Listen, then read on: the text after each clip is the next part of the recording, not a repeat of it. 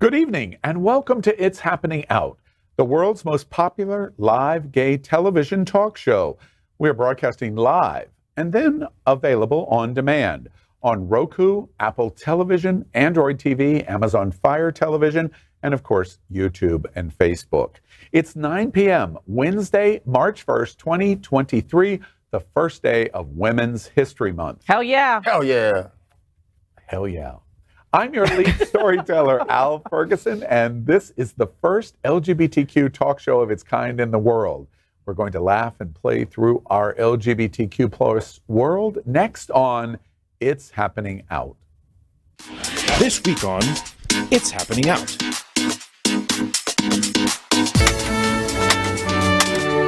It brings me great joy to unite two such loving...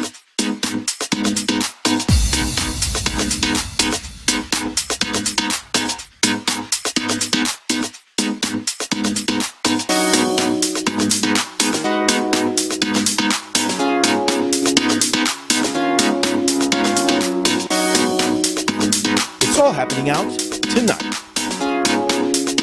With your hosts, gay guru Al Ferguson, lesbian activist FayWhat,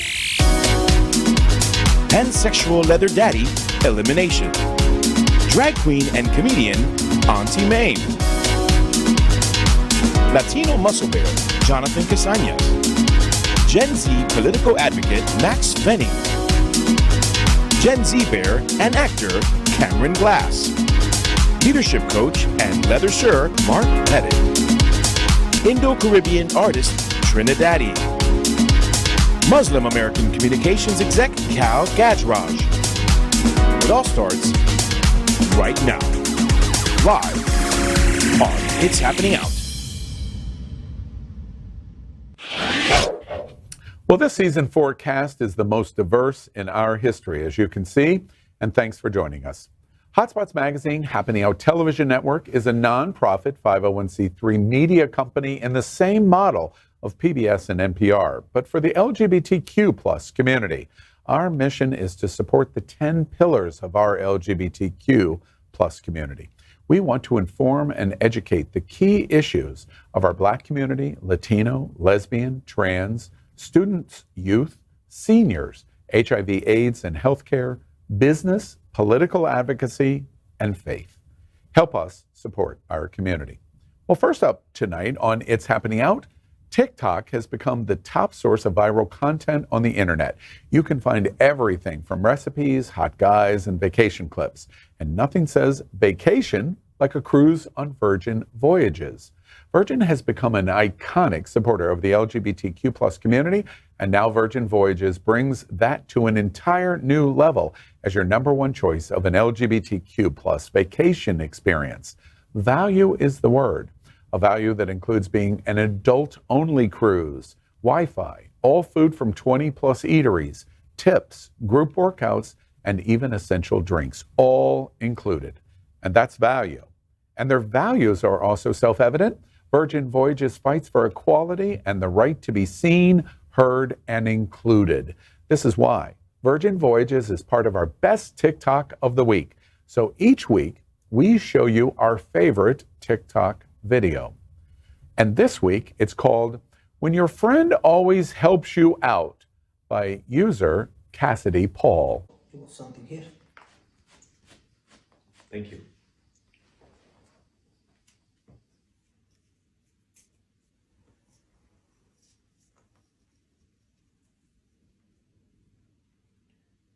I have some more.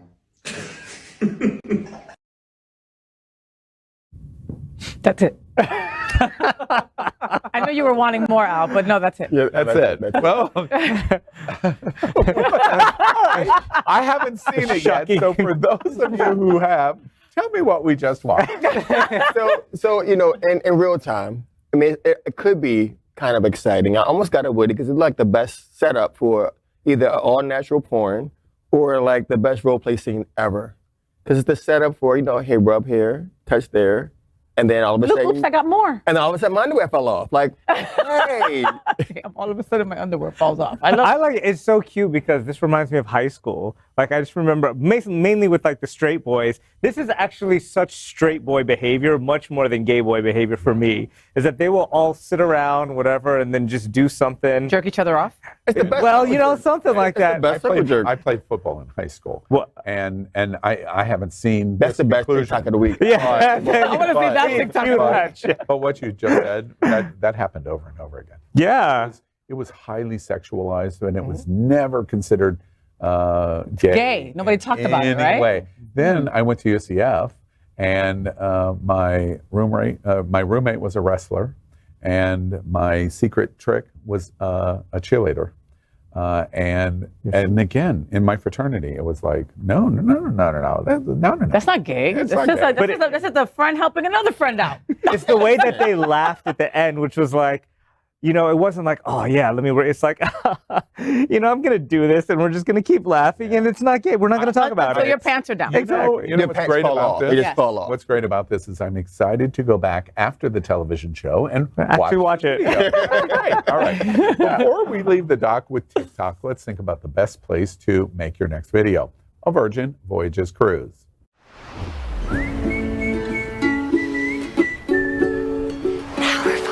Come on, chameleon. Come and go, you come and go. Love will be easy because I like my dream. Red, gold, and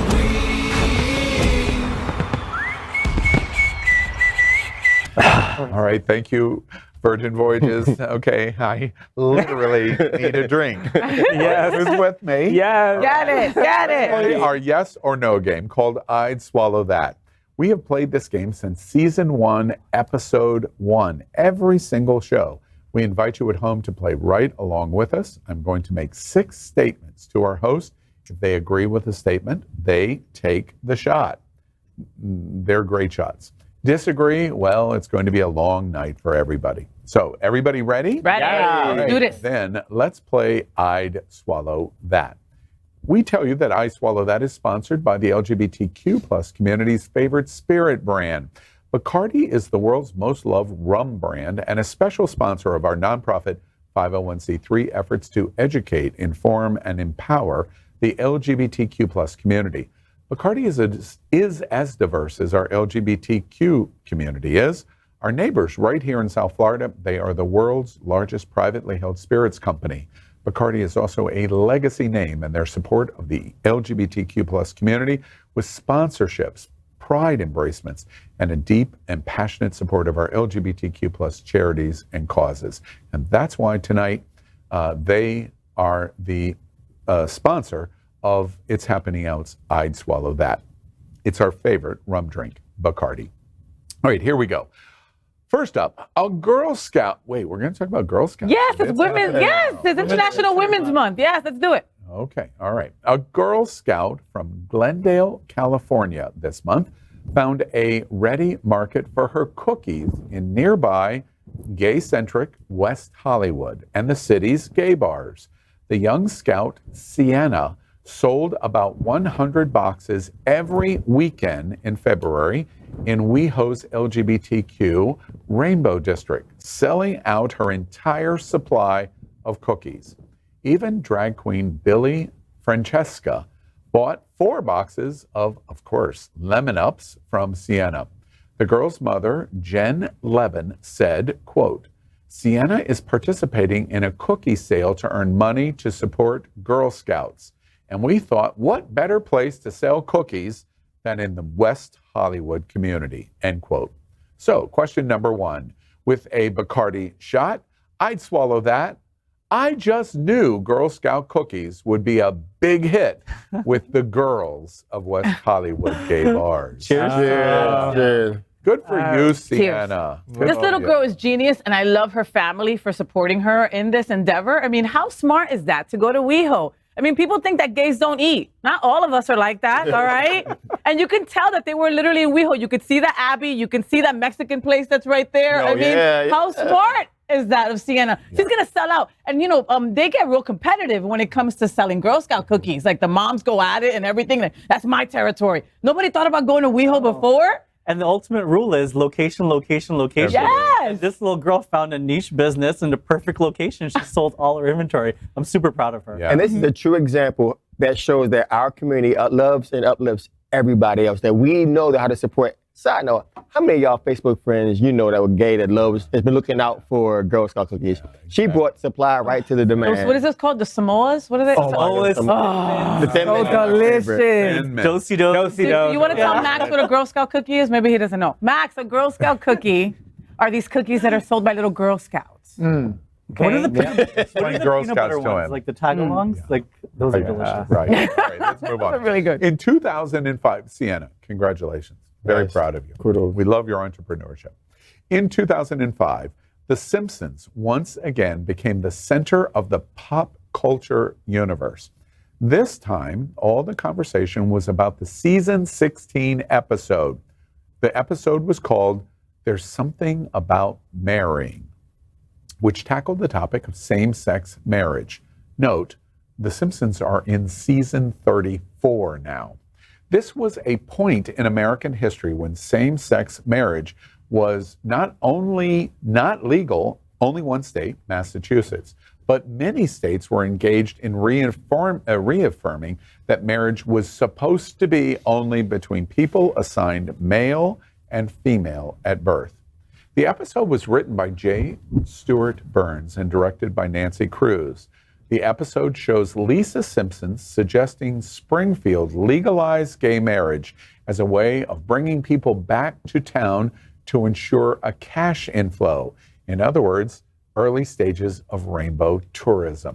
The cherry on top is that we see Homer Simpson officiating a wedding between his sister-in-law, Patty, who he hated, and her girlfriend, Veronica.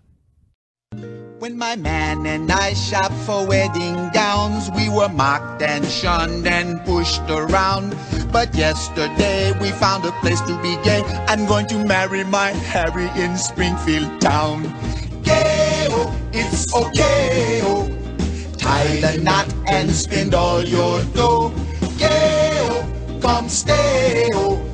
Visit our website for further info. Springfield, a place where everyone can marry, even dudes. We're just off Route 202. Do not take the Jefferson Avenue exit. For God's sake, do not take that exit. For God's sakes, don't take that exit. Question 2. With a Bacardi shot, I'd swallow that. The Simpsons gay marriage episode 20 years ago was so way ahead of its time. Oh, yeah. So ahead of its time. Now, can I remind y'all, did anybody see it when it broadcast? I think so. Do you remember where you saw it? In my house? It was on Fox. Yes. On Fox? Literally. Like what? In Homestead, you watched it on television. No, what? On Fox. Fox TV. On Fox. Yeah. But I think it's pretty incredible. Like the Simpsons have predicted a lot of stuff. Trump. You know, the Trump presidency, Lady Gaga performing at the Super Bowl. They even had, in one of the earlier seasons, they predicted FaceTime. So it's, I don't know who these writers are, but they're pretty in tune with what's happening Illuminati. in the future. Or they take a lot of drugs. Well, and the horribleness of the binary government and how horrible that was to the community and the downfall of government. Really? Is that what you thought? I mean, The Simpsons? but they did. They predicted that. They showed us how it led to the destroyment of Springfield.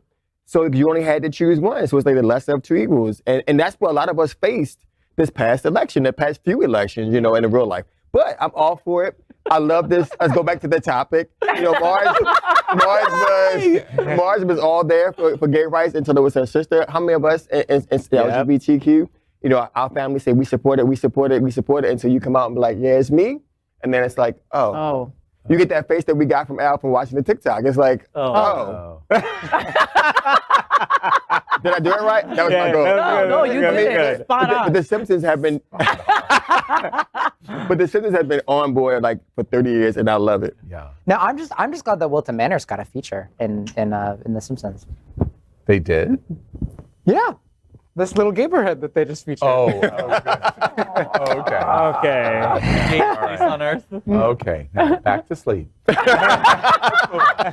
Elliot Page is the new face of Gucci, and his fans are raving about it. The actor has been revealed by Gucci Beauty as the latest campaign star for their fragrance Guilty. In the first image of a page from the Gucci Guilty campaign, we see him repping a Hawaiian shirt while giving a smoldering look to the camera. It's safe to say that fans are pretty excited about it and this collaboration. Paige will star in the Gucci Guilty campaign alongside ASAP Rocky. ASAP Rocky. I'll help you there. ASAP Rocky. Bring him up. Bring him up. As soon as Julia possible, Garner, Rocky. which was revealed just today. Will you take part in my life, my love? That is my dream. Life is but a dream. It's what you make it. Always try to give. Don't ever take it. Life has its music.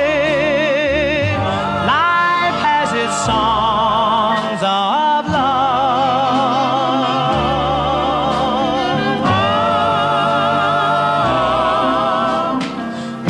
Will you take part in my life, my love?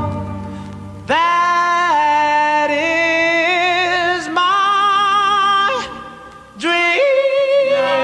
Gucci Guilty Boy. And Parfum. Holy moly. Question 3. With a Bacardi shot, I'd swallow that. I'm thrilled that Elliot Page is the new face of Gucci. Wait, can I get this off the wait. Can I double fist? Go for it. Drink mine. I'm drinking yours. Absolutely. Wait, well, my first thought is, and this is the first time I've seen the commercial, March 1, this campaign really is unlaunching starting today. Was it intentional? Gosh, I asked probably such an obvious question. Was it intentional to have boy, girl, boy in the implied threesome that's going on there? Am I getting this This is the wrong first or time I just saw it too. Yeah, that's what I into feel it? too. Yeah, that's what I read that from this. Am I It getting feels it that wrong? way. It feels that way. And I mean, and I, for one, am super excited. I like ASAP Rocky. I think he's incredible. You know, he's Rihanna's boo. He's baby daddy. And I think that he is good looking. He's gorgeous. You know, I think he fits Gucci. You know, I even think that Julia, the girl from Ozark, right? What a beautiful face. You know, I think she fits Gucci. To me, Elliot Page doesn't throw me enough to do Gucci. Just doesn't. Really? Just Why doesn't. He is doesn't. that, Faye? He Now, doesn't that do it. surprises No, me. because it just doesn't. I don't know. He seems like he's out of place there. Like, it's the first time I'm seeing the commercial, and for me, it was just like I don't know. He doesn't do Gucci for me. He's adorable. He's good looking. Great. Fantastic. I see him more as a Gap commercial or something like that. Wow. I'm gonna jump on. I mean, I'm sorry. Like, it's just it's just not Gucci material. Gucci thrills me like money and shoes. I thought it was just going to be Elliot Page. Now that I see the commercial, it makes it even more like, why is that person particularly there? I know that they're making a statement, and they're making some kind of statement. I'm not sure what it is, but well, let me put it. Let me insert it. Is there any possibility that it Don't be inserting anything here, buddy. ASAP and the female and the trans man, that they're making any kind of political statement of that trio? Do you think that there's any chance of that? Yes. That's why I love the representation. So the representation, I'm here Representation for is it. everything. I think if you follow Elliot's story, and then Elliot Umbrella Academy, the power, the strength, and so the universal the sexiness of their dynamic of their character, the type of music that they chose, and the intimacy of how three of them got along was very intentional, because Gucci, this brand is probably meant for everybody. And how do we show this is for everybody? Because we have three characters, three humans who are known, have backstories that can relate to each one of their And all target represent market. something And different. everybody represents something different. And that one part when ASAP Rocky go and touches Elliot Page's forehead, that was super sexy. And you would between never two think boys. that in America, quote unquote, today, that would be a real life experience. But in actuality, we all know that happens every single day. not to take the elimination route and go overly political and crash any conversation. But we reported just this week that only 1 in 3 of Black America embraces the trans community. New studies report 1/3 think that in the supports community, 1/3 says it's okay, 1/3 rejects. Majority are not embracing in a forward way the trans community. And to the point that you just made, the mere fact that ASAP touches his head in that way breaks that norm of what the majority of the Black community in America thinks about the trans community, frankly. Kal, I'm curious, just a quick question before we move on. Just, you're our business guy at the table. What do you think about this from the standpoint of this being a business brand image? Do you think it's great? Like from marketing? I love it, because I spent 20 years in branding, and I think because for Gucci itself to do something, because this product is for Guilty, for that product line, and for them to be able to have this type of advertisement with 3 distinct characters, even the behavior between themselves felt a little guilty. So I thought it was a great representation of the brand. I'm getting the commercial based on that. Yeah. Your observation in the marketing is this is kind of naughty and sits on the edge little of naughty, the precipice. sensual. It's not innocent. Yeah, it's cool. Guilty. And if that's true, that's why maybe he's not resonating to you. But I wonder if you watch this and you watch this campaign for a period of time, if he doesn't really grow on you because he fits what they're trying to accomplish. I get Very you. interesting. Interesting. All right. Here is the new news of OnlyFans and its content consumers. World of Wonder, the company behind RuPaul's Drag Race, is releasing a brand new docuseries titled Click Boys, following the lives of LGBTQ+ adult content creators who earn income from OnlyFans. Elimination, are you in this? Oh. I am. A 5-part docuseries, Click Boys, will follow the lives of Matthew Camp, Brock Banks, Lance Charger, Noah Way, and Tyle Mitchell. I'm looking for Elimination, but I don't see it in my... the black guy never gets the promo. Right. As they discuss hard-hitting topics such as LGBTQ+ identity, body positivity, and the business of sex work. The trailer is out already. To number 4, with a Bacardi shot, I'd swallow that. Click Boys, featuring queer OnlyFans stars, was made for me. I mean, I'm going to watch it for sure. But I'm going to watch it for sure. Yeah, I'm probably not going to watch it. Really? You're not interested at all? No, not really, because I just have an issue with the whole premise about the show. And I in the article, I remember reading about, it's about the real life triumphs and struggles. And I find it to be a joke. And I don't want like a ton of sex workers to like message me and be like, oh, sex work is real work. But my whole thing is like, okay, 5-10 years down the line, what's your fallback plan? Like, what are you going to do? Like, your abs aren't going to last until... No, I mean, if they're smart, they buy property, they invest in their futures, honey. And you saw that last guy, he was older than Al. You saw him and he was in there making his... I get it. I don't know about that. I don't know about that. Sorry, brand, find a new niche. I don't know. I just find the whole thing to be just a little bit off for me because, I mean, obviously, I took a different track. Kal, I'm curious. And I went to college and I worked. Do you have any issue with sex work? I do. OnlyFans? Oh, you do. From an embracement in terms of how it affects you. Yeah, because I mean, obviously you're getting paid for it. Whatever you do, you get work for it. I just don't consider it a real job. But I feel like a lot of these kids these days, they're thinking, oh yeah, because they're cute and they have a nice dick, they're going to jerk off on camera and they're going to get paid, and that's their work. And but not every boy who does that makes that money, Kal. No, and I understand that. And not everybody who does it do not have a college. I mean, don't believe the hype that they don't have a college education, because many of them do. Several folks have college educations, have real jobs, and have made bank and decided this is I want to live for myself and not live for capitalism and not make you money and make my own money. And so what they also could do is, as they get older, rebrand, own their own www.com, and then hire new sex workers, allow them to make money, and then everyone come to the table and allowed to eat. I just want to say, I understand the observation you're making. Through the course of, let's say, the last 20 years, I would be willing to bet a reasonable sum of money. I know a lot of people in adult entertainment, and some of the biggest names, and maybe once upon a time biggest names, the number of people that approach it as a business, in a professional way as a business, I could count on 2 hands. hundreds of people that I know, but I could count on two hands. And it is mostly because they get caught up in the sexual activity, they get caught up in the drugs, they get caught up in the alcohol, they get caught up in the party, and they don't approach it like a you know, the business. quote was, I can make as much as an attorney makes. But the big difference is the attorney operates every single day like a business.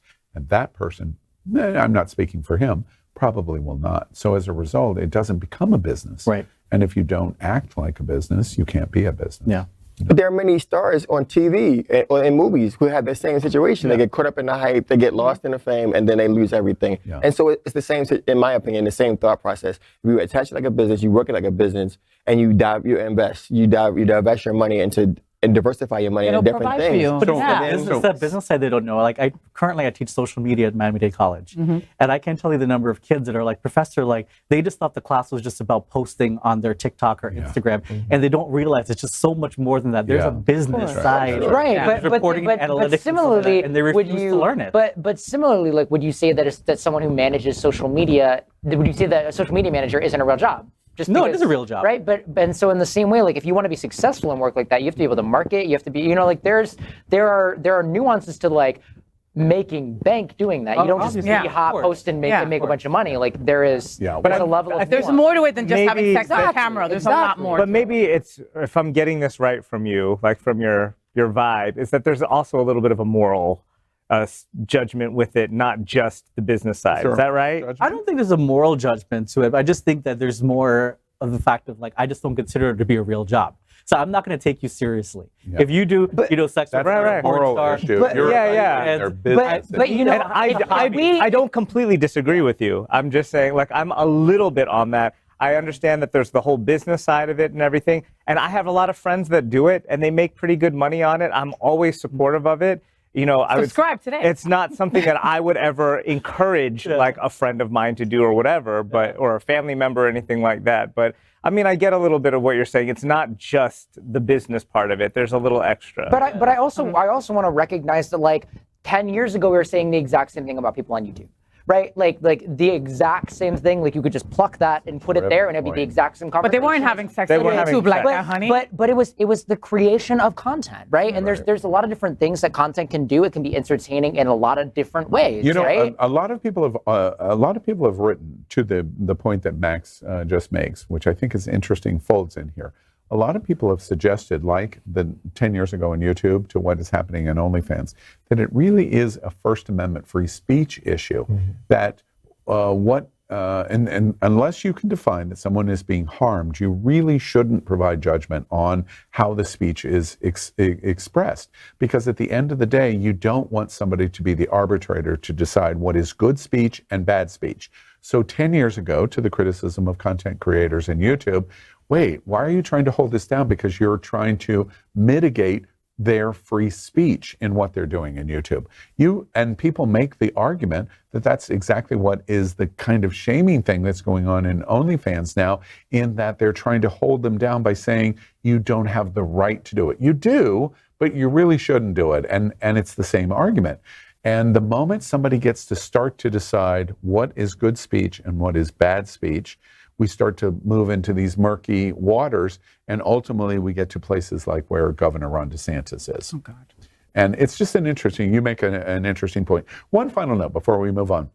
There is one person that's the absolute expert at the table in this field. Faye, how are you navigating your OnlyFans business? Listen, the boy that lays in bed with me on Monday mornings, okay? Watch me on Monday mornings at 9 a.m. Alex Ticas is an adult porn star. I know. Okay, and I subscribed to his OnlyFans because I needed to research for my show, right? And honestly, I'm more interested in him off camera. Yeah. I'm more interested in what he does on a regular basis than who he's topping that night. I'm sorry. Aren't you impressed that I knew that and I could segue so well? Very effortlessly. Exactly. Yeah, and you read the little cue card. I'm really impressed about how prone you are to just pat yourself on the back. And my teleprompter didn't even He had to make up for that look earlier. All right, yeah, exactly. All right. Just like LGBTQ plus on Welton Drive, we seem to be taking a lot of shots tonight.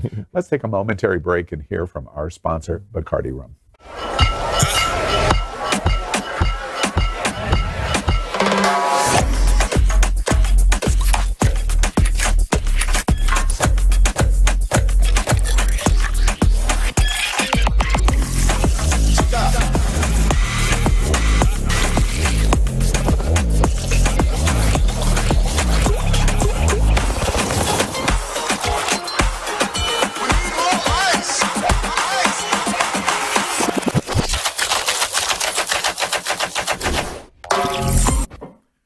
Thank you, Bacardi. And while we were watching your commercial, we were talking about Faye's OnlyFans.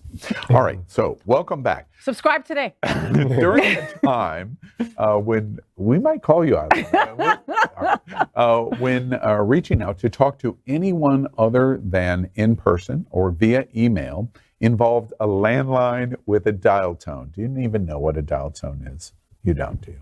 You know, from the history books. Yeah, I'll show you. You Psychic. had that at Homestead? Yeah. Oh, okay. You still have dial tones? Yeah. Wow. And dial up.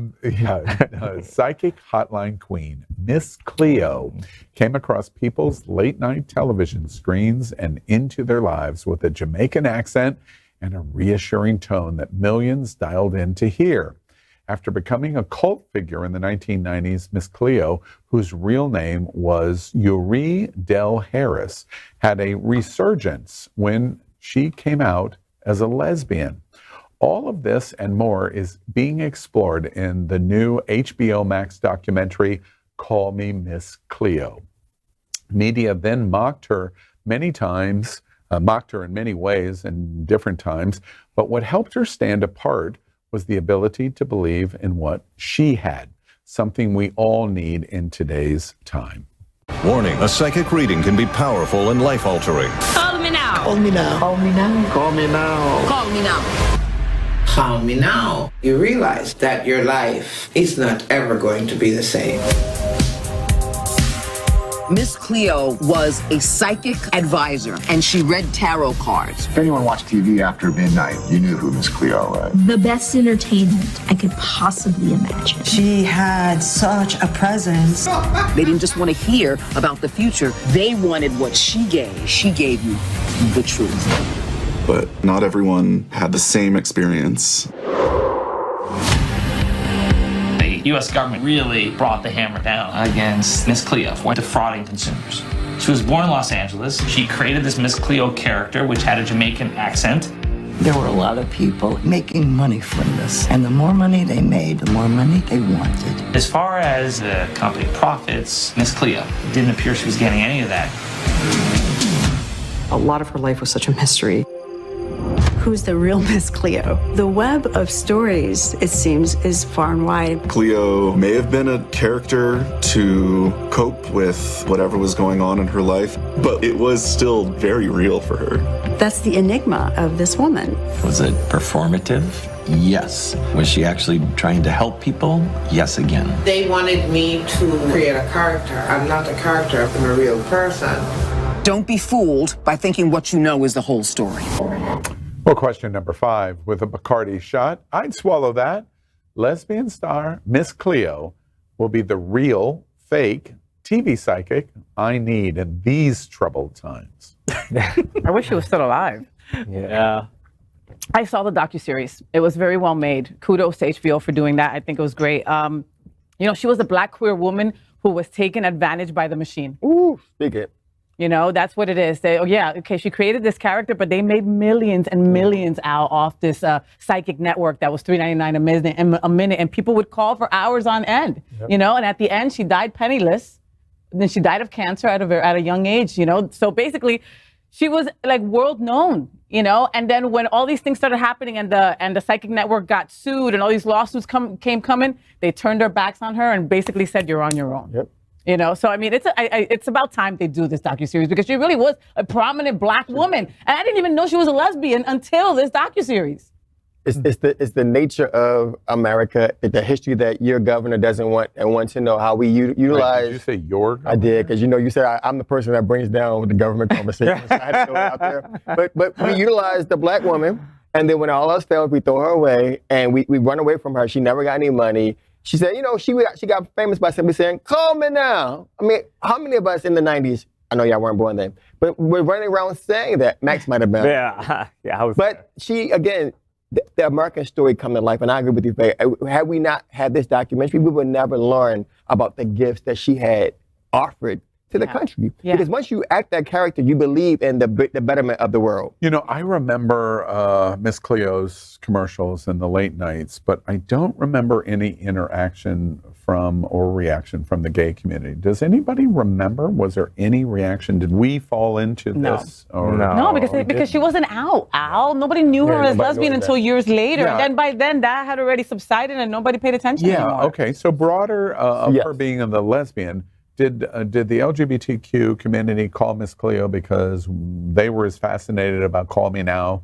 No, we weren't home. We were out in the clubs partying. So no, we weren't. But I think universally, that's too expensive. Universally, because remember how many parodies were done on her? How many jokes were being made? Mad TV. The Wayans show, in Living Color, they had. I mean, everybody. If you had a skit show, you made a parody of her. So she touched a lot of lives.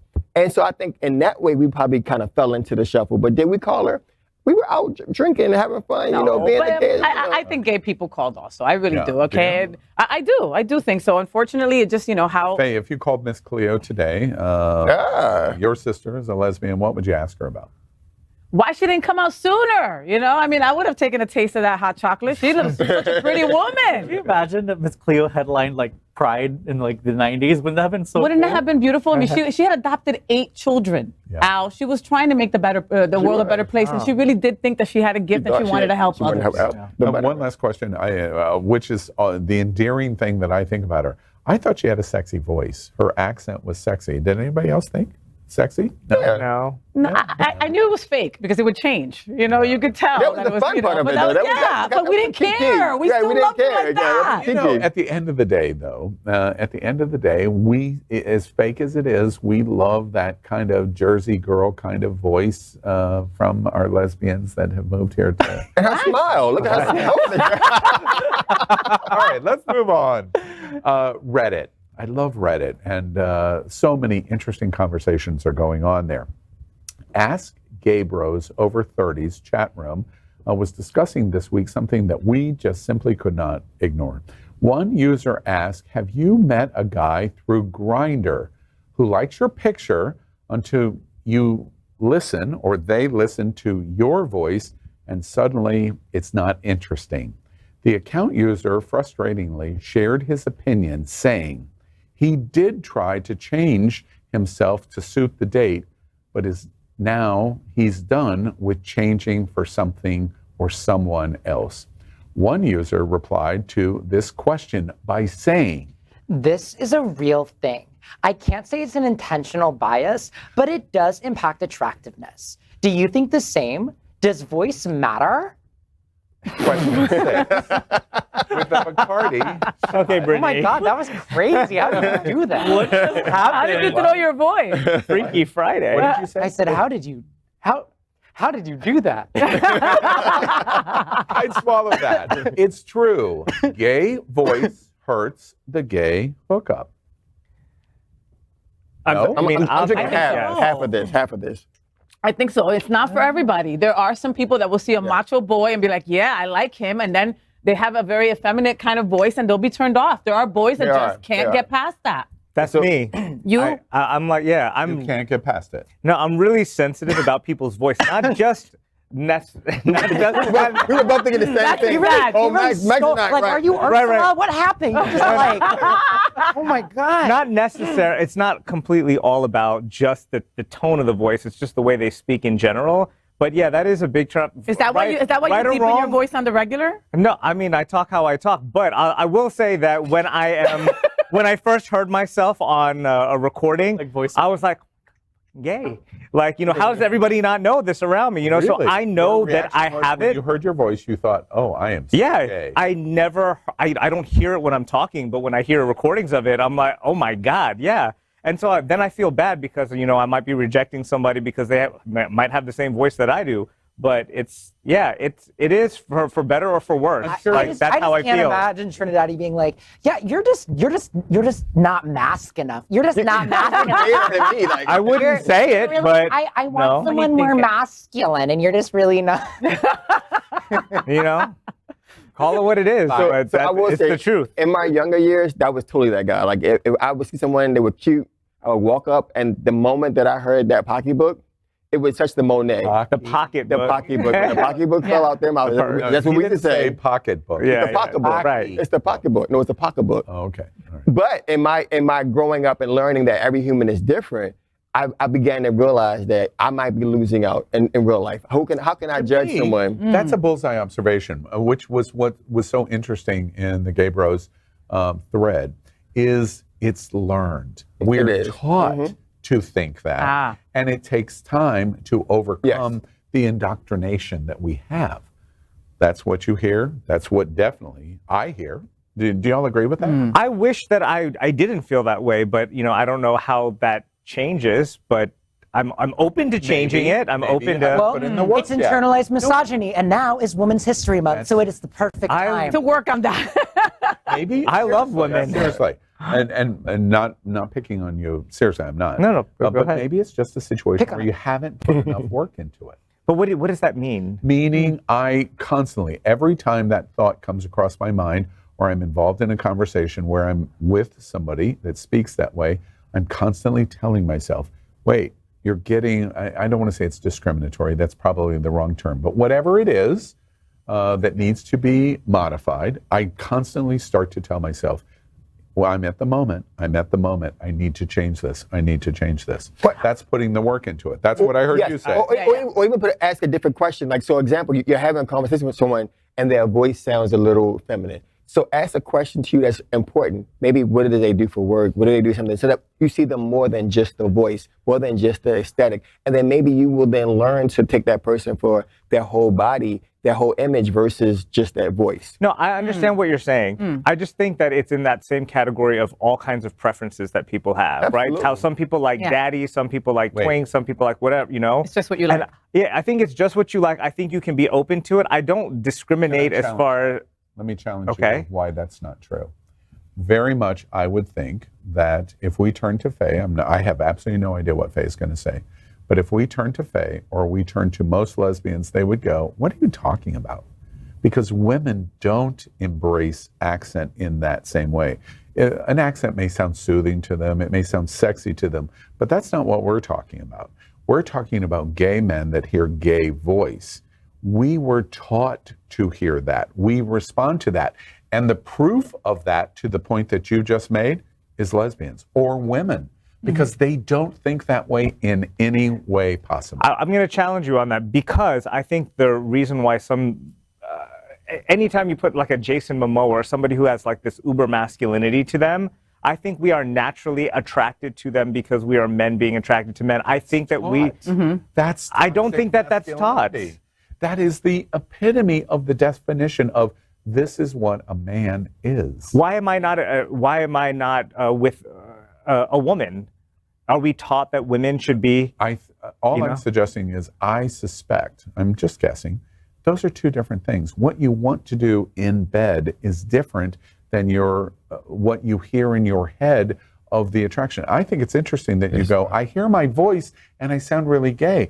That is probably the internalized toxic masculinity that all of us are taught that we should be. I'm not disagreeing that can be part of it, but I do think overall, when somebody says, I only like I don't like a short person, I don't like this person, I don't like you're that. Coming back to a preference. But I'm giving you the example.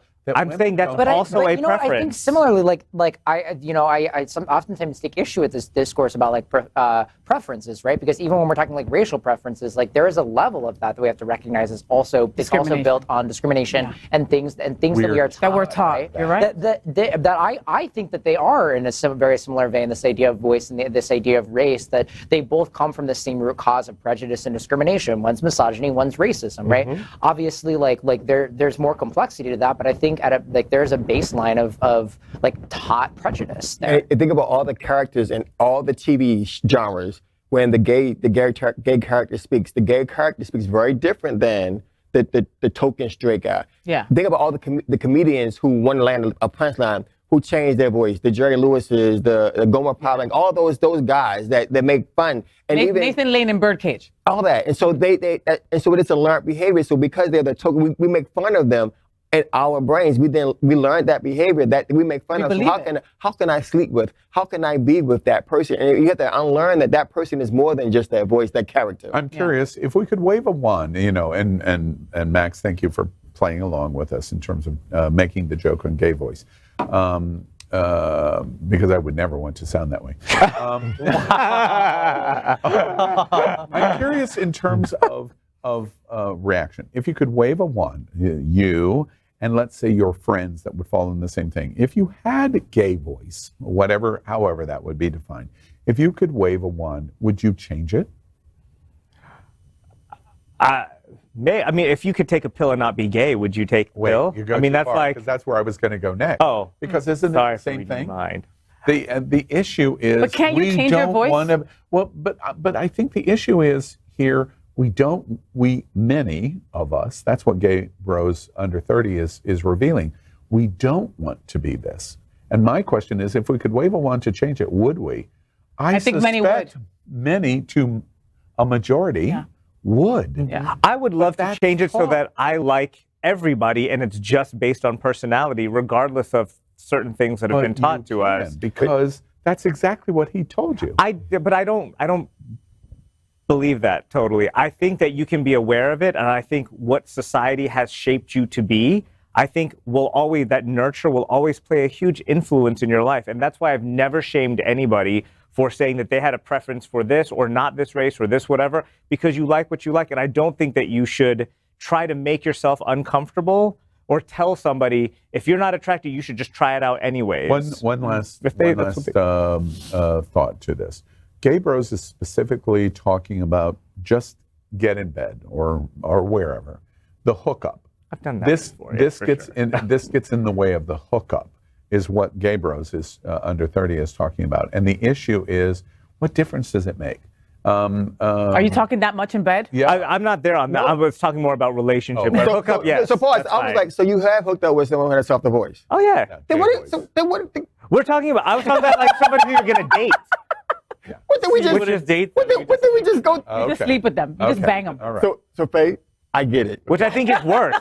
I think that's worse, that you wouldn't date somebody, or maybe that you're like a you would sleep with them, but you wouldn't date them. That's worse. So what you're doing is worse than having a relationship. I do think that's worse. It is worse. It is worse to say that it's almost like you're not good enough to be here, but you're good enough to sleep with. I think that's worse. And that's what you do. That's what you do. It's what you do. Part of me, but you're on your journey, and you can change that. You don't have to be that just because you were preconditioned as a child. Right, and I have always made myself. I'm open to it, and I am trying to be more open to it. It's just I will never force myself to do something that I don't want to do. I need 3 more shots. When we come back, production, get another round. When we come back from this very special episode of Dr. Phil, we will. Max, I'm curious. Back to the question that I was asking. If you could wave a wand to change any kind of the voice you have, would you do it? Nope. You're happy with it? Yeah. And it's interesting. Has it ever interfered with a sexual encounter or relationship? Not that someone vocalized to me. Do you think it has? I don't think so. No, I think I don't think similarly. I don't think that I realized until like growing up, everyone would be like, "Are you gay?" or whatever, and I didn't. And this is before I realized I was gay, and it's largely because of my voice, right? But I'm someone who is like very, very out and proud. Clearly, like, look at me, right? So I just don't enjoy being someone who is very like. Do you think? Now help us to the point of view 20, right? 2020. Gen Z 20. The attitude that you expressed over gay voice. Do you think it would be the same as now you're 60 today, 2023, 60. Do you think you would react the same way? Gosh, I would wave the one and change. I think there's a different level of upbringing. Like there's a different type of upbringing, right? Like there's a lot more misogyny that's built into that. There's a lot more just toxic masculinity. There's a lot more of that. When I was sort of coming into like adolescence and things like that, we were getting out of this like whole gay people being. I mean, we're still in it, but we're getting more and more out of this whole gay people are the butt of the joke deal, right? Which I think informs a lot of those experiences. Wait, so in other words. I'm not putting words in your mouth, but what I just heard is the Gen Zer at 20 says gay voice is irrelevant But if I were 60, it would be relevant. And it's all about like how we grow up. It's taught. It's taught. Right? And I can tell you, for even my experience, I went to a British private school. So you were taught the Queen's English. Yeah. So you were taught to And I could hear it in your enunciation. There's some things that I do say that it comes through, but there are some things that I know that, my friends are always like, find the bass. And I know that I don't have the deepest voice. And sometimes when I rewatch the show, I'm always like, oh my gosh, is that how I sound? Or if I hear a voicemail, if I hear a recording, or I hear myself give a speech, I'm always like, oh my gosh, is that how I really sound? Because I don't think I sound that way. Yeah. But there are some things that there has been some, you see, I always thought I had a very deep voice. I mean, I don't know. There has been some writing on that we hear in our head and our ear what we want to hear. Yeah. And we think we're this, but we're really not. And interesting. One last point that I think is super. Yes, I would not wave the wand since you kind of threw by me. I would Because you skipped over the black man again. Once again. You said March 1st? March 1st, out the window. But you don't have a feminine voice. But I don't like the way I don't like to hear myself talk. I never like voicemails. I never like to hear myself. We have a lot in common. And that goes double. You're absolutely right. But I agree with Max. The thing is, we're taught. The first thing that we see and hear changes, automatically make us form an opinion. You see someone who's different than you. You see a black person, you ignore them. You hear the sound of their voice, you automatically make an opinion. Emphasis on that you. You see a black person. So I would never. You ignore them. because those learned behavior, those what made me who I am today. Yeah, I understand. One last thought. That's the black man. You noticed that, right? Reddit, He's all right. Reddit is interesting. I encourage you to go to Reddit. Absolutely. Go to some of the LGBT subreddit threads. They're quite amazing. I thank David Hopkins for bringing me to Reddit. Under 30 out, really? Yeah. You know one other ASAP thing? You know what? David Hopkins just snapped high fives over in production. You know what's interesting about this, and it's a perfect segue as we come out of I'd Swallow That, to complement the celebration, especially LGBT, but Women's History Month. Yes. Again, I point out, this is generally a male issue, not a female issue, because women don't treat people the way we do. But not necessarily true, but we're not getting into it. Okay. We don't have time for it, okay? We don't have time for it, but... On the next episode, on the next Dr. episode, Phil, it's happening now. Right, no, on Dr. Phil. All right, that's I'd Swallow That.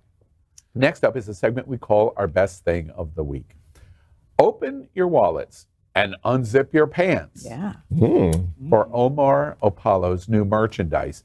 The out gay Mexican-American singer is planning on selling branded merch that includes themed condoms. Apollo shared pictures on social media this week of a condom wrapper that reads, "We come at the same time." Good luck. Similar to the lyrics of his Tamagotchi song. The condom wrapper also, I'm still trying to get through the teleprompter, reads Ivory, the title of his debut studio album, underneath. Fans who always wanted to be Omar Apollo's very own Tamagotchi can now get closer to that fantasy by wearing his branded condoms. No complaints here. Best thing of the week, let's try Omar Apollo Tamagotchi themed condoms. And I think we're going to show a video of it. No, we're going to bring them out? Okay. Like last week? What do you think about his condoms and merch? So I didn't think he was that hot, and I find him that interesting until I saw his Twitter about sucking D from behind. And I was like, yeah, he's agile and flexible. I got to really pay attention to this boy now. So I love that ad. I think it's super cute. Yeah, I think it's a great marketing. I mean, it's a great conversation starter. It can happen, it leads into safe-sex conversations. It leads into the whole opportunity of capitalism, him making some money off of his gimmick and his thing. So I think it was kind of cute. And I do like I'm with you. I went and did my research on the Twitter. I was like, oh, I can get behind that. And so can we. Right, Listen, I love branded condoms. Have you seen one condoms, all the cute little designs they have? Oh my God, I love them so much. The minis? What? The minis? First of all, what are you trying to say? I don't know what you're talking about because I only use the gold one. Oh, yeah. All right. Okay, and we all just kind of breathed and was like, Yeah. That was my thought too, is like, do they come in different sizes or is it just that same generic one? I don't know. They would have to come in different sizes. Well, we do know that condoms fit no matter what the gold brand, the black brand, they all fit the standard size.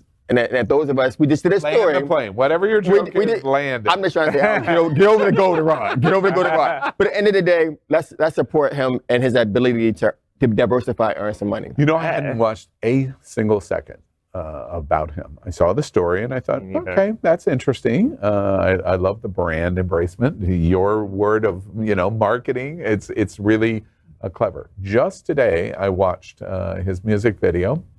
Much of it in Spanish language, and he comes in and out, and he is sexy as all get out. The video is really, really sexy. It just is. Does he have just one song? I've never heard of this person. Like, You heard of him now. Yes. Yeah. That's all that matters. And you know that he can suck D from behind. That's all you need to know, Poppy. Okay. All right. As we said, now you understand why it's the best thing of the thing of the week. Each week, and it's happening now, we ask our host about what is important to them. But the twist is that it must be somebody kidnapped this bell. Yes. Oh, God. What did Faye do as I find our bell? It must be in just 30 seconds, or you hear that bell. This segment is called What's on Your Mind, and it's sponsored by Jets Pizza. Jets is the LGBTQ plus pizza of choice for South Florida. What's on your mind is the deep dish pizza. It's Detroit style, or perhaps the cauliflower thin crust pizza. Jets has been with It's Happening Out for 4 years.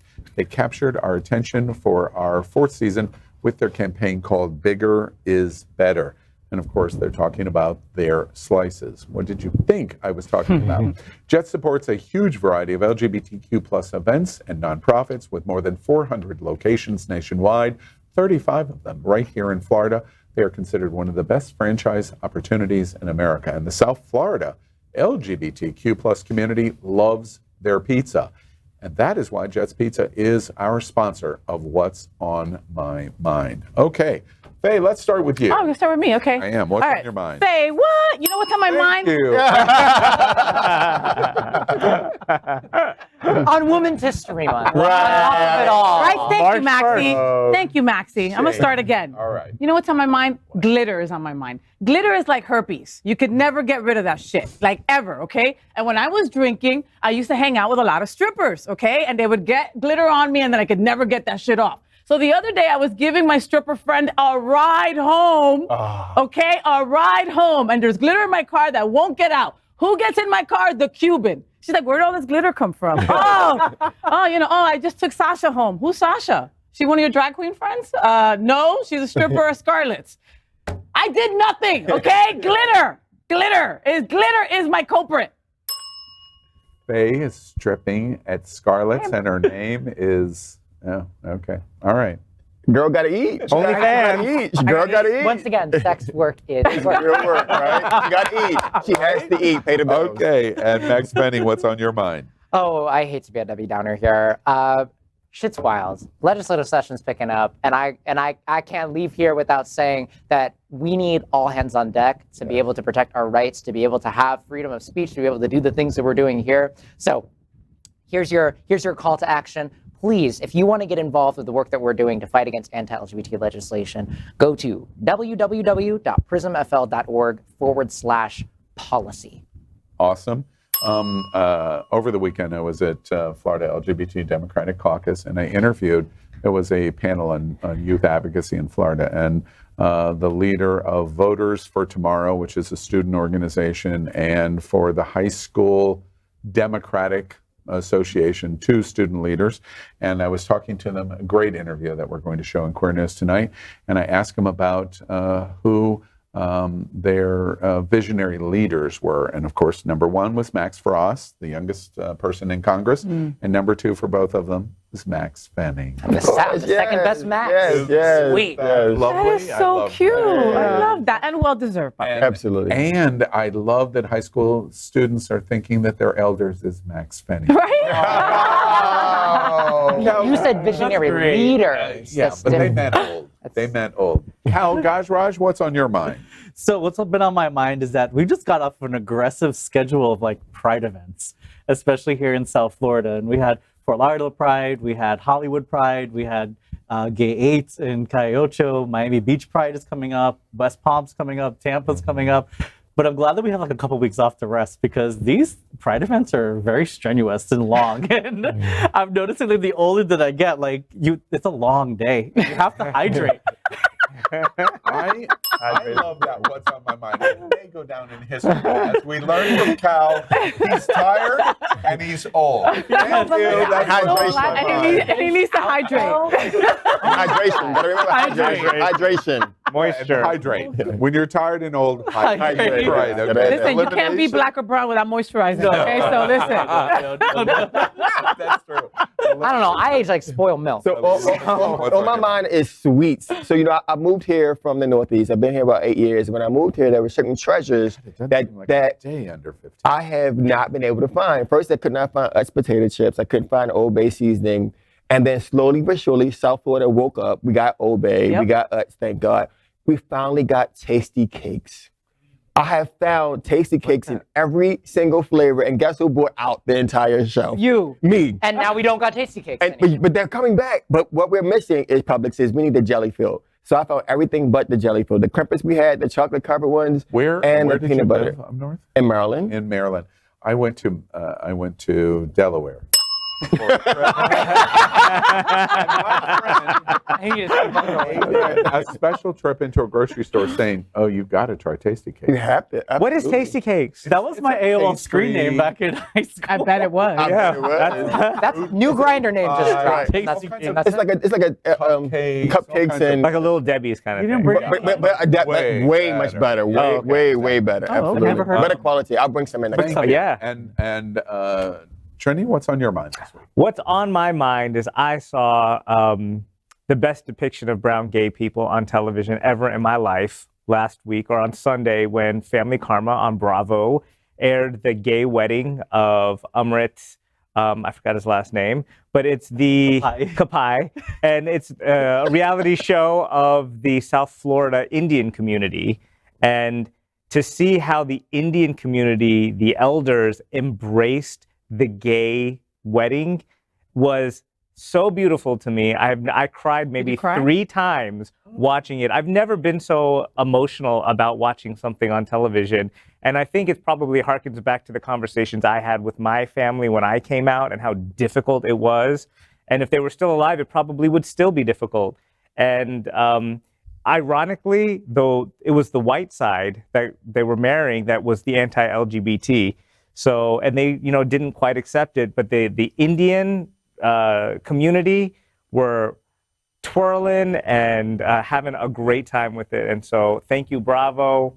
Best thing. Everybody should watch it, even if you don't watch the series. What's the name again? Family Karma on Bravo. Cal's friends with them. Yeah. And Cal knows everybody in Cal was there at the wedding. Yeah, he was a flower girl. He was a flower girl. Can I just share that you know them too? I was so ready to be like, I'm gonna pull an Al. So I went to the HRC South Florida dinner, and they were actually there, and it was oh my god, oh, it's just sweet. Are you done, dude? Yeah. RuPaul. Right. There's my little known fact: more than half of our staff is Indian, and the writer for this show is Indian, and asset collection is Indian. Our chief marketing person is Indian. And what's interesting is they're going to watch this and they're going to fill with pride, because one of the things that I've realized in working with the staff at Hotspots Magazine, Happening Out Television, is the Indians are growing, whether they're straight or whether they're gay. The writer is a lesbian. I don't know if you've met her yet or not. Not yet, Hamanji. They are Hamanji. They are super proud to be associated with this product. Oh, that's wonderful. And spreading our messaging in India like wildfire of saying, we're associated with this. We're associated with this. And they're not impacted like by their family or anything for working for a network that is LGBTQ+? And they are. She was hired in a nationwide search, and there was lots of publicity of the company because they advertised looking specifically for somebody from LGBT to fill this role, and it created quite a lot of attention. And the other thing that's interesting is outside of the United States, probably one of the hot topic nations in the world is India. What's going on at the Supreme Court? The cases have been filed in India, and they're on the process of gay marriage recognition and the expansion of LGBT rights. And more importantly, there's more tops in India than anywhere else. Exactly. Look it up. It's true. There we go. We'll take that. All right. Thank you, Jet's Pizza. And that's what's on our mind. Our Hotspots magazine is celebrating 38 years. It has been documenting the LGBTQ plus lifestyle and is the spirit of our Hotspots Queer Entertainment this week. And it's sponsored by the Broward Center for Performing Arts. In the LGBTQ plus community, we always make jokes about size matters. When it comes to Broward Center, size does matter. The Broward Center for the Performing Arts is the destination of choice for LGBTQ plus South Florida for spectacular entertainment in a large variety of performance venues. Broward Center ranks among the top 10 most visited theaters in the world, presenting more than 700 performances a year to more than 700,000 patrons, those visiting. Broward Center is the home for LGBTQ plus entertainers, shows, Broadway, national drag performances, LGBTQ plus choral events, and so much more. And Broward Center supports one of the world's largest gay communities of Fort Lauderdale, Broward County, and all of South Florida. They support the LGBTQ plus community and our nonprofits unlike any other theater in South Florida. And we're excited to tell you, in the upcoming rich season of 2023 at the Broward Center for Performing Arts, they're bringing all kinds of things that are of great interest to LGBTQ plus community. And by the way, did you know surveys show that the LGBTQ plus community participates in live theater performance 2.5 times more often than our straight counterparts? And that is why they are the sponsor of Hotspots Queer Entertainment this week. Here we go. While Shakespeare is known for penning the most famous heterosexual love story of all time, Romeo and Juliet, his works have come under close analysis in recent years and could actually be much queerer than people give the bard credit for. First, in Shakespeare's time, the women were men on the stage. Maybe the men, well, it's all complicated. You decide. Nurse? Where's my daughter? Call her forth to me. Now by my maidenhead at 12 years old. I bade her come. How now, who calls? What lad? How now? What ladybird? God forbid. Where's this girl? What lad? What ladybird? What Juliet?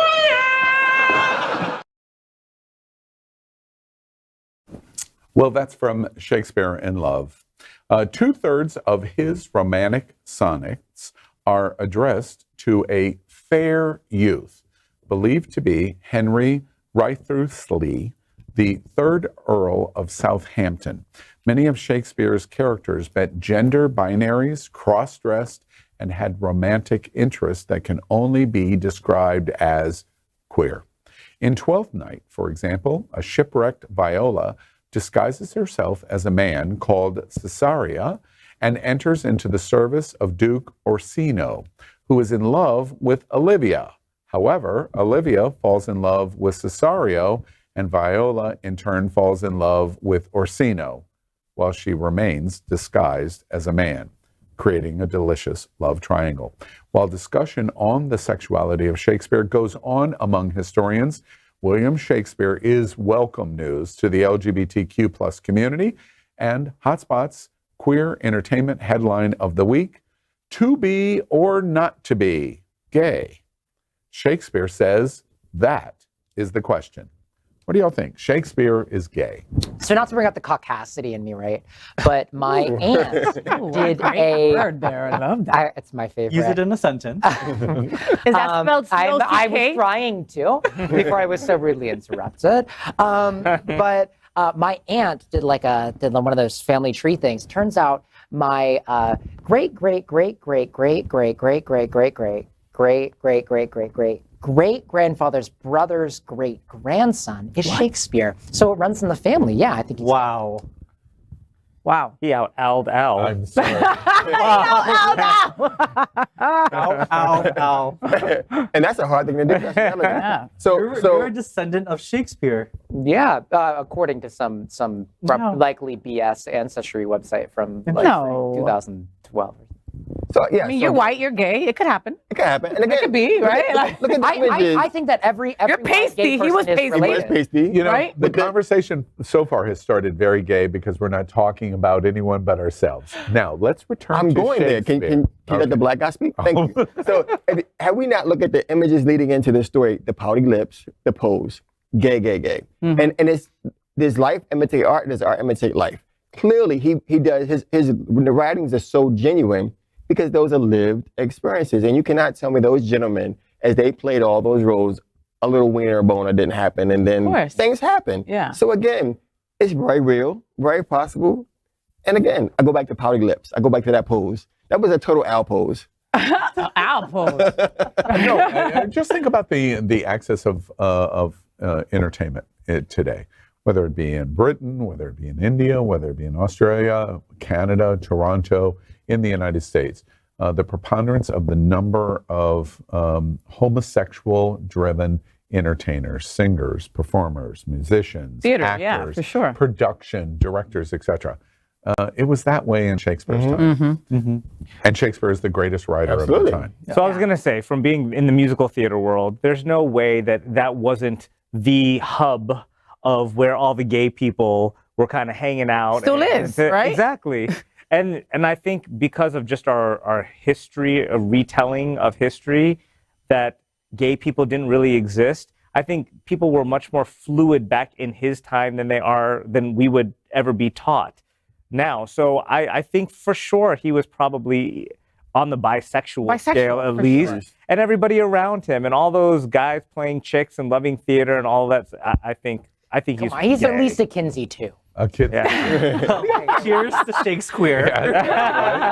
What do you think about the idea that the men that were playing all of the women's roles, including Juliet, that let's grant the crazy press secretary in Tallahassee, and we grant Ron DeSantis for a moment, of this grooming message about the trans community and drag queens. We know it's ridiculous and it's stupid, but let's just grant it for a moment and apply it to this time period of all of these men that were on stages that are dressing in women. There had to be a crossover. And it was interesting because in that theater days, women weren't allowed to be in these plays and productions, so they were played by men. And even in the days of opera going back centuries, the countertenors were men who were castrated, so they were able to sing with that high voice and hit those notes. So I mean, this has been going on for centuries. And so to your point, imagine him taking that and then removing that from history, or removing the fact that those people had to wear wigs and dress in such a garb, removing all that from history. At what point is enough? And at what point are we going to say, we've always been here, you can't get rid of us, accept it, acknowledge it, teach it, but teach it the right way so that way it's more tolerant and understanding versus the ignorance where he's digesting. I completely agree with that. I want to ask in reverse. Let's assume that the academic theories, which is really what this topic is about, the academic theories of Shakespeare being gay, even if he was, do we care? No. Does it make any difference We to don't us? care, but the rest of the world probably would care. The thought of Shakespeare headlining Pride is really exciting. I love it because I think that it gives another tinge to all of like his really foundational work in like British literature, right? To understand like the mind behind all of that work in a different way. I think that's super interesting. Like, and nobody can describe a sexual act like a gay person, okay? And if you look at some of those sonnets and his complete like display of sexual act and lust really is between two men. You could just feel it in how he describes it. The academic summary, that's what's said. I'm shortcutting the story. But especially the analysis of his sonnets in terms of what he's doing, that's exactly what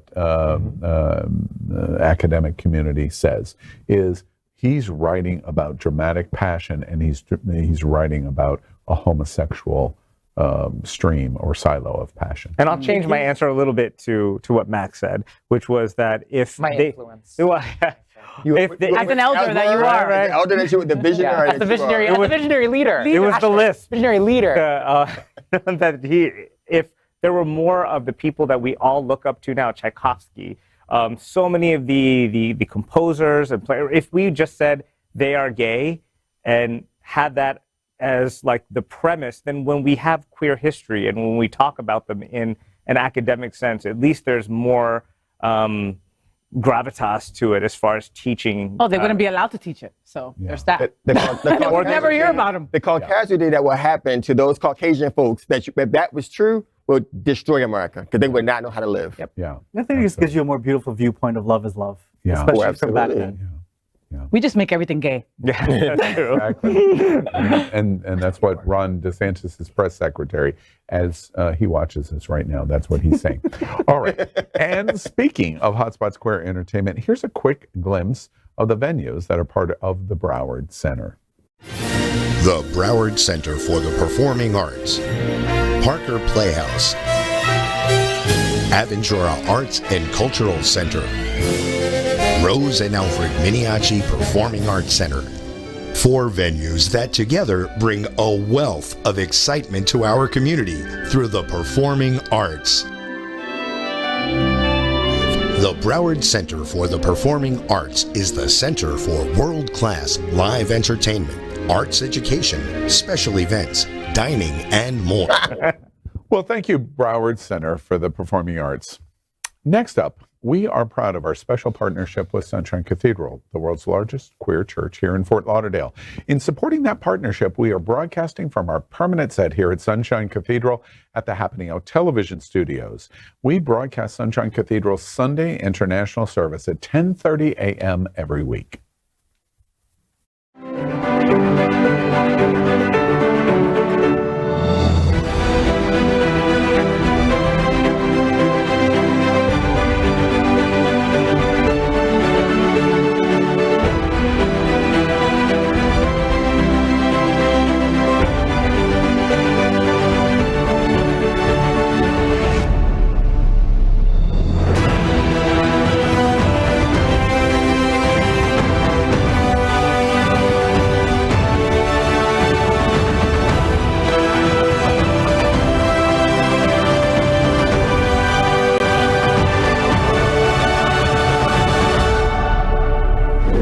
James Wallington. I'm Will Jardell, and we're the winners of The Amazing Race. We made history as the first LGBTQ plus contestants to get engaged while competing across the world on the show. Oh, and we also won the $1 million. And Sunshine Cathedral is my queer church. Well, next up, if we were standing around the LGBTQ plus water cooler, this is what we may all be talking about this week. It's sponsored by Hot Topic. Hot Topic is an American retail chain with nearly 700 locations specializing in counterculture-related clothing and accessories, as well as licensed music.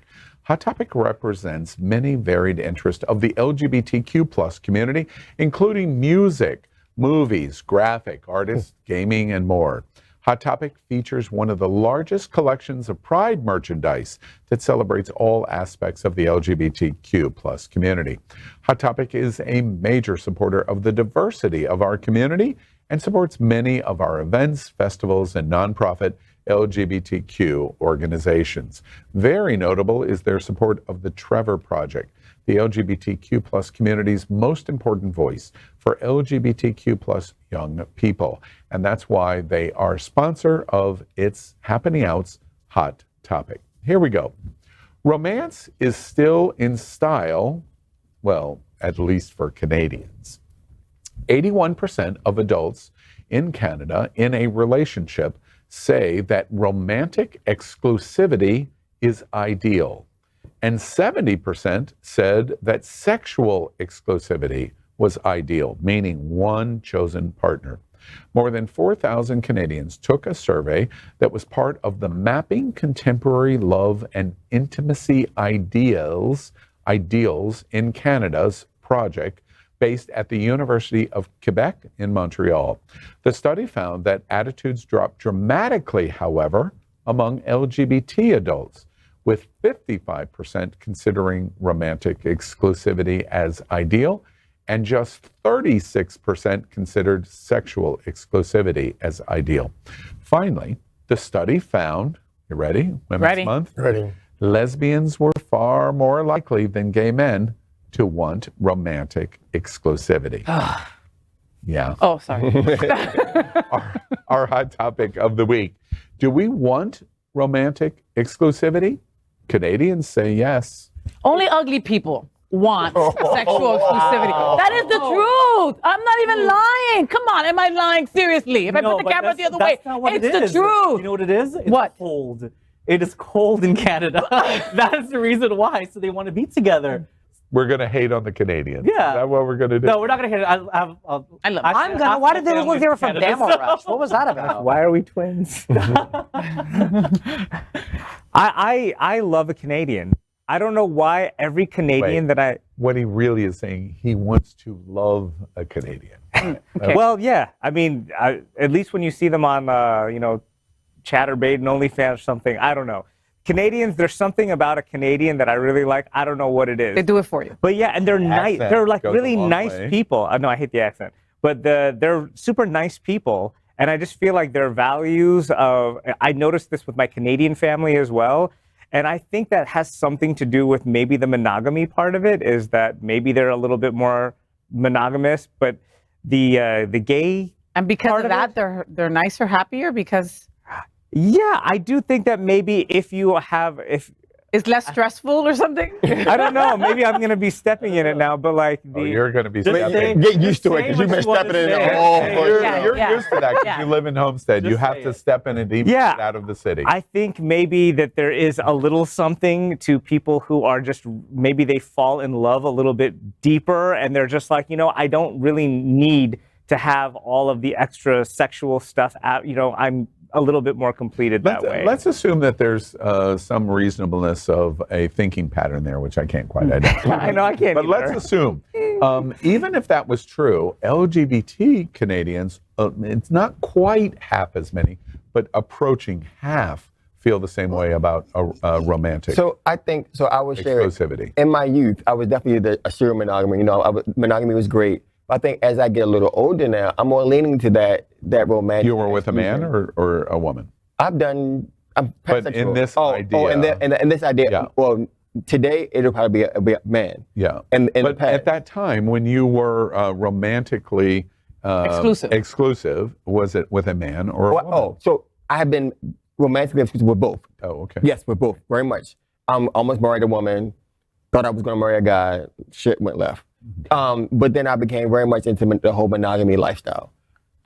Learning now, not besides just being cold, but just wanting more for that in-depth, that more day-to-day, that more knowing that someone is always going to be there sounds a little better for me. We're out in this stage of my life. And so I can understand the romantic I thought of that. I walk on the beach with that same person, seeing the same moon and talk about how it looks different today and how we experience it different versus yesterday. It's a little exciting to me. You got romantic at your old age. Oh my gosh, and I'm so surprised about it. He wants to walk on beaches and shit. Did you hear that? I want to hold somebody's hand. Talk about the moon. And talk about his feelings. Really Are you sure you're not a lesbian? Can you imagine? But the elimination chamber would still stay up, and they had to be kinky. They have to be kinky. You know, in the cage match that you and I are always in, you might have just lost. It's like. Okay, you keep telling yourself that.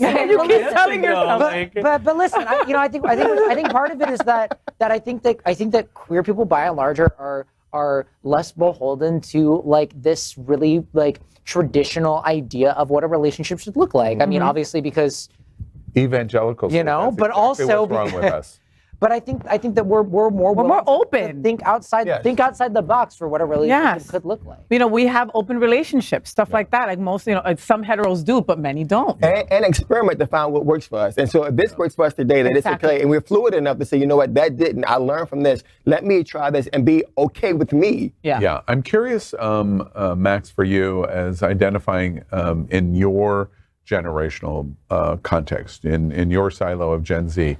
When you hear this statistical reporting of romantic affiliation or loyalty, romantically, or loyalty in terms of sexuality. How did that wash over you in your thinking, or what you speak for? I know you can't for all, but speak for Gen Z. What would Gen Z think? I think that this is unsurprising. I mean, we talk about this like big boogeyman, and that is hookup culture or whatever, and the ways that like impacts young people, the way that the internet impacts like the ways that we date, the ways that we engage in relationships is evolved. And so I think that young people, regardless of sexuality, really are much more open to again exploring these different formats for what a relationship. Listen, young people don't even pay rent. Okay, so what the hell? Like, exclusivity, like things are really expensive. You got to hook up and get a partner because rent's $4,000. You know what I mean? I might not want to have sex with you, but you know what? We're a couple now, bitch. You know what I mean? You don't cross this line, right? Don't cross this line. Well, there's always that. And Max, I'm curious, in terms of this exclusivity, romantic exclusivity, is it something you think Gen Zers want, or they just reject the idea?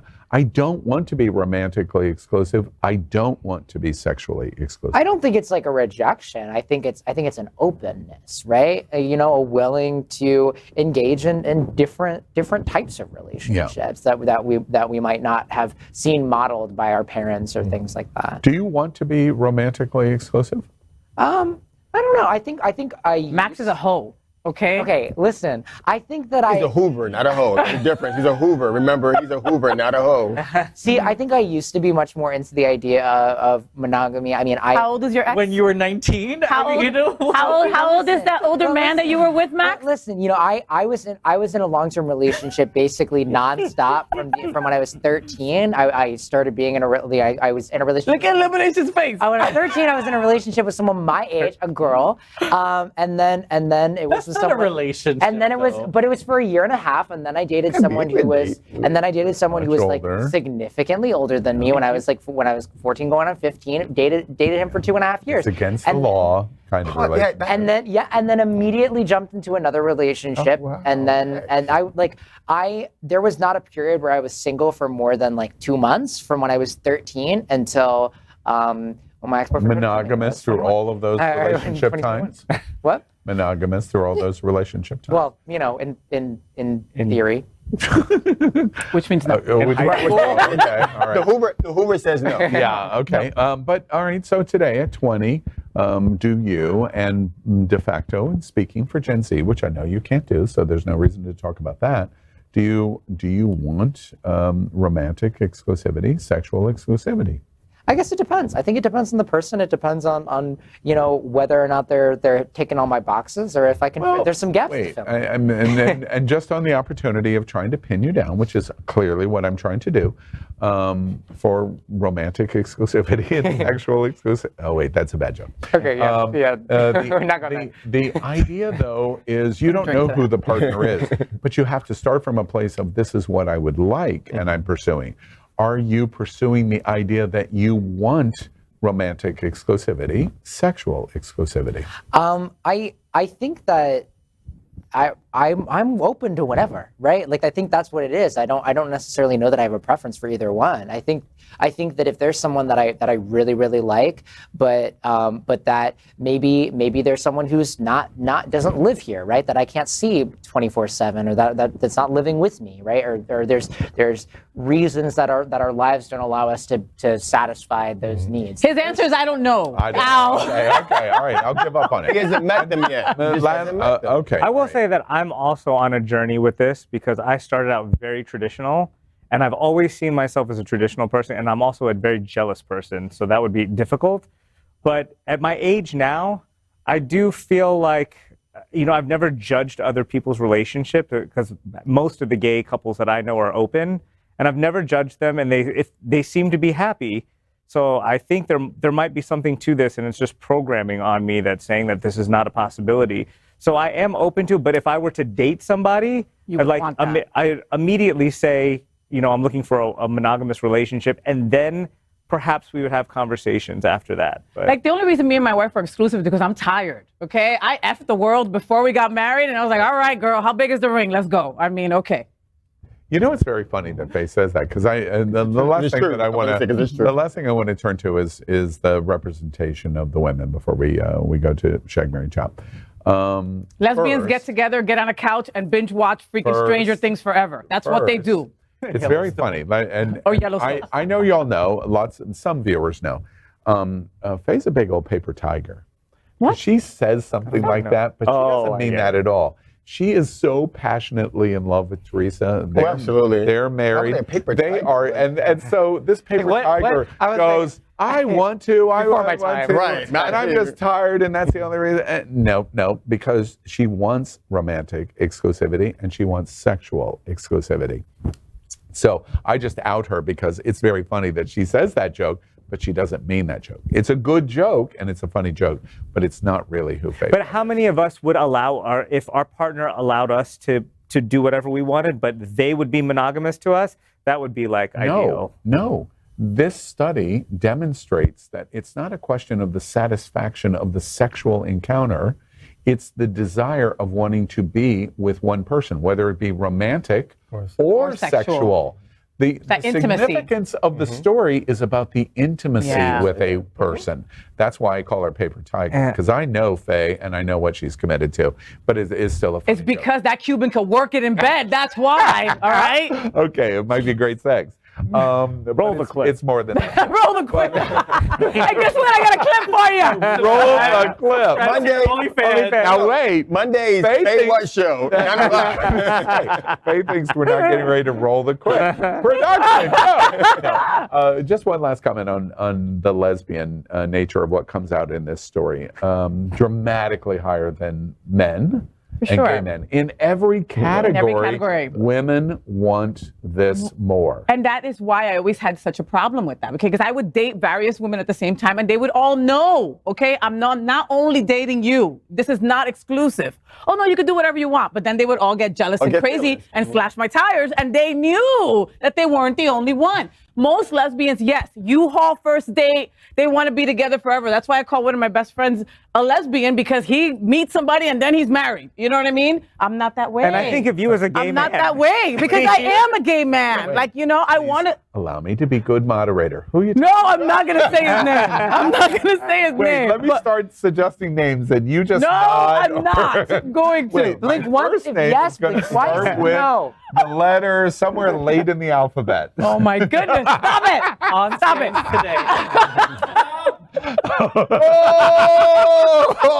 Okay, all right. All right. Clueless. All right, right. We are at the end of our Hot Topic. Thank you, Hot Topic. All right. Next up, just text me or send an email. I'll tell you everything that just happened here. All right, next up is our game. I need a drink for that one. That was such a good one. It is sponsored. Make sure you keep the camera on Faye. It is sponsored by Andrew Christian. Our game is a playful conversation about sex. Andrew Christian is a literal representation of that playfulness and the world's most recognized sexy fashion brand for men. I'm having difficulty with the teleprompter because I have so many laugh tears in my eyes. Iconic names like Trophy Boy, swimsuits, underwear are just the start of Andrew Christian. Founded by and dedicated to the LGBTQ+ community, Andrew Christian has become a status symbol for the straight man wanting to adopt the style that Andrew Christian represents. The brand's support of our community is unparalleled. Pride events, major parties, and charitable fundraisers, and many other issues that have become critical to our gay community are supported by Andrew Christian. We congratulate Andrew himself for making last year's prestigious Out 100 list. His brand presence in pop culture, entertainment, video, and so much more is why Andrew Christian is our sponsor this week for Shag, Marry, Chop. This time, our theme is we say goodbye to Black History Month and hello to Women's History Month by celebrating the women who won at tonight's African American Film Critics Association Awards. Just tonight, they were awarded. First up in our choices, Angela Bassett, winner tonight of the Best Supporting Actress in Wakanda Forever. Danielle Deadwyler, winner tonight of Best Actress in Till. And Viola Davis, star of the Best Picture winner, The Women King. So let's play Shag, Marry, Chop. And Kal, let's start with you. Alrighty, so I'm going to shag Viola Davis because she looks super sexy in that movie. And I'm sure with the strap on, it'd be even more hotter. So I think that. So she's going to do you. Yeah, she's going to do me. Okay. Especially dressed like that. I think that look at her arms, her muscles, like, it's great. I'm going to marry Angela Bassett because I'm not going to pass up the role of being king of Wakanda. You mean queen? No, she's queen. Okay, I'll be king. All right. Okay. Sure. Yeah. I don't know. I don't think that's how it's going to go. But okay. No one at the table agrees with Kal. Yeah, Kal, go ahead. That's fine. In your head. And then I have to chop Danielle, unfortunately. Okay. Yeah. All right. And elimination? So I am going to marry Viola Davis, that character in Woman King. A powerful, strength, fearless. Did you like the movie? I love the movie. I cried so many times in that movie. The essence of power and the essence of just being able to just be free and coming into oneself is so touching. I left there, like I was like throwing garbage cans around and everything. I was like pushing on people. I'm like, yeah, what? Woman King, bitch. And then when she found her daughter, but she still saved the nation after experiencing having to give up her daughter. I mean, that made me cry within itself. So all of that was a big bunch of tears. Wait, elimination. Who are you shagging? Sorry, that was the. I'm marrying Viola. I know, but you're supposed to start with shag. Oh, sorry, apologize. Because I was all about the marrying part. So I'm shagging. Exclusive. I'm shagging the queen of Wakanda. Yeah. Only because A, she's a queen, and I know that she has the ability to have me killed, like instantly take it out. And probably would. And probably would. My smart ass mouth would just get me in trouble. She would come in and would say something crazy, and I'd make up lies about you and say you stole the bread or something. Nobody's going to trust the white man first and foremost who's trying to take over our country. You're not going to be clear about that. Oh, there's that. Yeah. And Danielle, her character until that whole mother, that she's more about will be that person that cooks and be my friend, and I know she wasn't meant to be sexy. And because of that, because she was truly being a woman that was hurt and scorned, See, when and you changed the say nation. we'll be friends, etc., we modified it to take away the original name, which is killed. So Danielle just died. Killed. I know, but I can't be killed because her son was tragically, and we're talking about the character, So having been, it's Women's History Month, and we have to be supportive of these women characters. Yeah, it's chop means. Max, Chop means stop. who are you All going to right. shag? In the words of the iconic device from the BAFTA Awards, Angela Bassett did the thing. So I don't know what thing she did, but she did it, and I want her to do it again. So because Angela we're Bassett television did the and thing, live. We'll just sit and wait till you figure so it out. since Angela Bassett What did is the happening? thing, if y'all don't get the reference, that's y'all's problem. And I can assure you everybody else is going to get it. Angela Bassett did the thing. Again, I don't know what the thing let's take a is. quick poll. Does anybody else at the table have any idea what he's talking about? I know what he's Absolutely. I don't know what specific thing was referenced by DuBose, but Angela Bassett did the thing. So so whatever thing she because did, of that, I'm going to let her do it again. I'm going to shag Angela Bassett. Baby, she's gonna shag you, Bobby. Okay, but that's okay. Whatever she wants. Yeah, whatever she wants. That's a good. And then Viola Davis is my woman king. So and I love her. So I'm gonna marry her. Danielle, by the way, is 0 for 3. And then Danielle D broke my heart. So so I'm gonna. Did you see all 3 of these movies? I haven't seen a single one. I only saw the song from the BAFTA I asked that question. I just think it's interesting because I can't help, and I would put Max on this microscope. Oh, maybe I would. But it's interesting to me that we ask, and there's hasn't seen any of the movies. That's kind of atypical for Community. I just think it's interesting. But all about all 3 of them. And the references, specifically because of that. See, it was effective marketing. It's camp. Yeah. Okay. And if y'all haven't watched it, go watch it. You're a visionary leader, and so therefore you make sure you know plethora of information about diverse communities. Yeah. Therefore you can support. Wait, did you just say he knows a lot of things about a little? A lot of things. Got it. The casualty hearing. The caucasity of this hearing right here. That's electric hearing is what it is. Caucasity. I'm surprised you didn't insert a hearing aid. I love the hearing aid here or something. No, all right. We left old jokes aside in February. We left them. Now we're just going. We have a plethora of things to choose from. Of other things to talk about. All right, Trini, who are you shagging? Well, I'm going to join Max. I haven't seen all three of them yet, just because I haven't had time to watch movies. Viola Davis and Angela Bassett are my two favorite black women in the world. I love them so much. So to choose Sophie's choice, I'm going to have to shag. I'm probably going to shag Viola Davis because she's more recent for me. You know, her coming onto the scene, whereas Angela Bassett, I've probably seen. I'm curious of the two because you characterize it as these characters. Viola Davis was the fighter, the physical. Angela Bassett's role is regal and in charge. Which do you like more?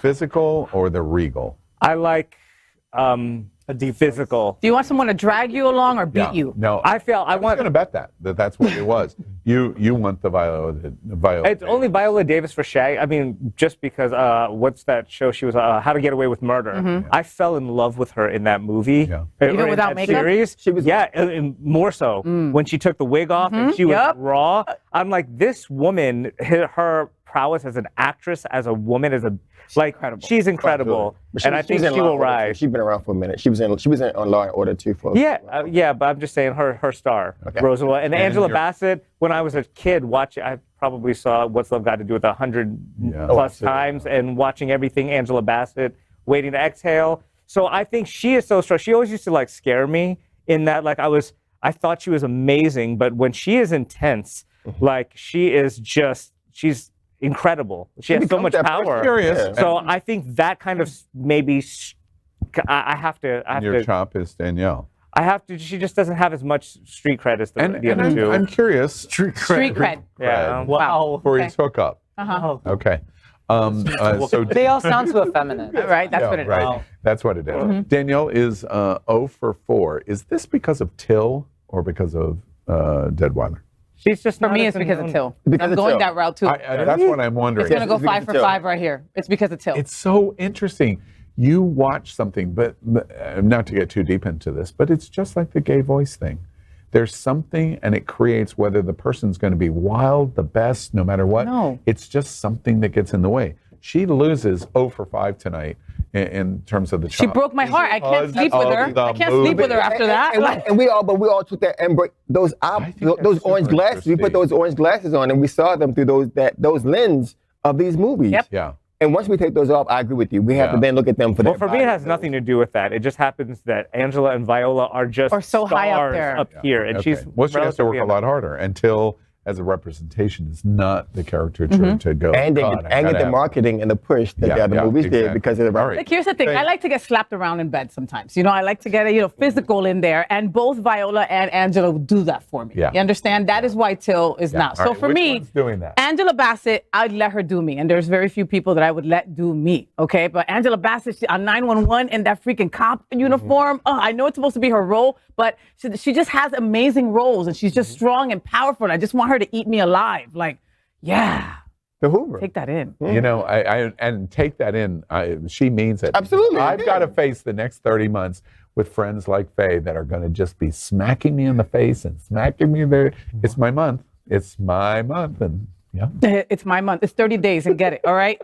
Viola Davis, I'm marrying her because that bitch got money. She got mad though. Okay. I mean, come on. And she's woman king. So we could be women king. Right. Together. Bitches. Yeah. And so unfortunately, because of just how Till and how Danielle broke my heart in the movie, and she just looks very motherly, like I would like to go bake a cake with her, but I don't want to sleep with her or marry her. Yeah, completely understood. Really interesting shag, marry, chop. And with so much shagging and marrying and chopping, let me remind you of what we love about Andrew Christian.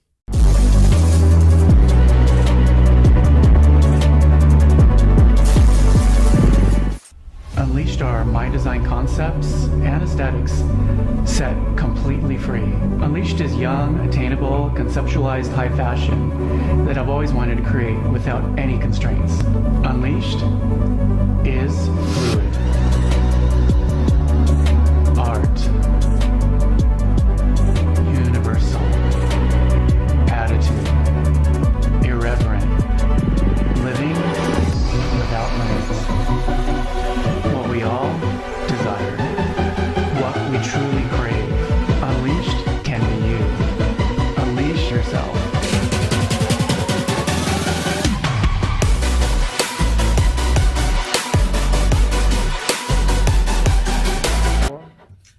Well, it's time to say goodnight. Thank you, Andrew Christian. So let's hear from our host one final time. And let's begin with a good night from Maxx Fenning.